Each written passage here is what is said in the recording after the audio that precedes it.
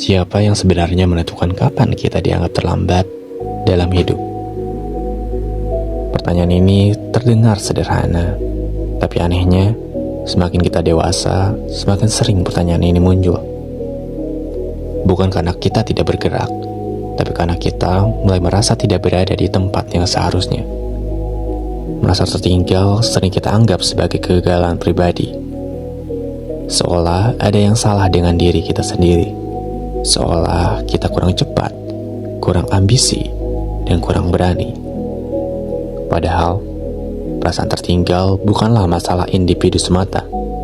Ia adalah gejala zaman.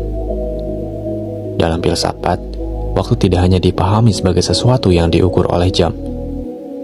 Filsuf Prancis, Henri Bergson, membedakan dua jenis waktu. Yang pertama adalah waktu mekanis, detik, menit, tahun, usia. Yang kedua adalah durasi subjektif, bagaimana waktu benar-benar kita rasakan. Itulah mengapa 1 tahun bisa terasa singkat bagi seseorang, tapi terasa sangat panjang bagi yang lain. Secara usia kita sama, tapi secara pengalaman kita tidak pernah benar-benar berjalan dengan kecepatan yang sama. Masalahnya, masyarakat modern hanya mengakui satu jenis waktu. Waktu versi kalender. Usia sekian harus sudah seperti ini. Umur segitu harus sudah seperti itu. Kita hidup di dunia yang mencintai kecepatan. Cepat lulus, cepat sukses, cepat mapan, cepat tahu mau jadi apa. Dan di dunia seperti itu, melambat sering dianggap tertinggal. Perasaan tertinggal hari ini juga diperparah oleh satu hal, perbandingan sosial. Studi psikologi menunjukkan bahwa media sosial meningkatkan kecenderungan upward comparison. Kita membandingkan hidup kita dengan versi terbaik hidup orang lain. Yang kita lihat adalah pencapaian, bukan kebingungan, bukan ketakutan, juga bukan proses panjang yang tidak terlihat. Akibatnya, kita merasa tertinggal, bahkan saat kita sebenarnya sedang berjalan. Yang jarang kita sadari adalah standar hidup itu tidak pernah netral. Di waktu dan budaya yang berbeda, makna terlambat juga berubah. Di beberapa generasi, menikah di usia muda adalah kewajaran. Di generasi lain, menemukan diri di usia 30-an justru dianggap matang. Artinya, terlambat atau tidak bukan hukum alam. Ia adalah kesepakatan sosial yang terus berubah. Filsafat eksistensial mengatakan bahwa manusia tidak dilahirkan dengan makna hidup yang sudah jadi, melainkan makna itu dibentuk melalui pilihan.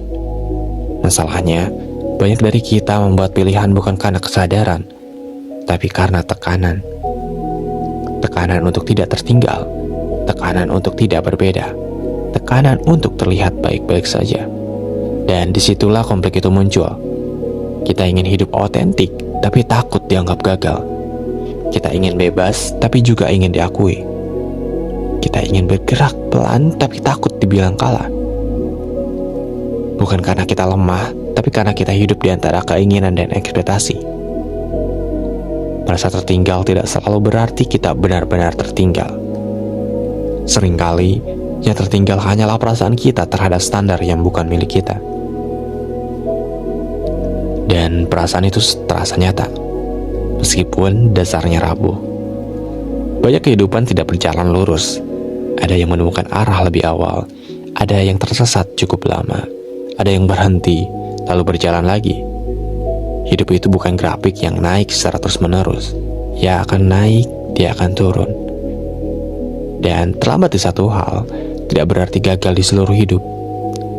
Mungkin masalahnya bukan kita terlambat. Mungkin kita hanya hidup di ritme yang berbeda.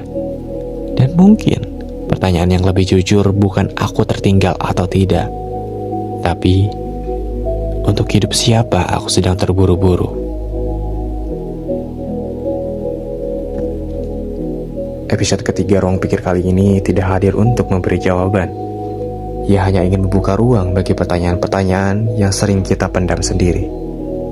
Kalau kamu merasa hidup berjalan terlalu cepat, merasa tertinggal, atau sedang mencoba memahami ritme hidup sendiri, mungkin ruang pikir memang dibuat untuk menemani fase itu. Jadi, terima kasih sudah menonton episode 3 Ruang Pikir, dan sampai jumpa di episode selanjutnya.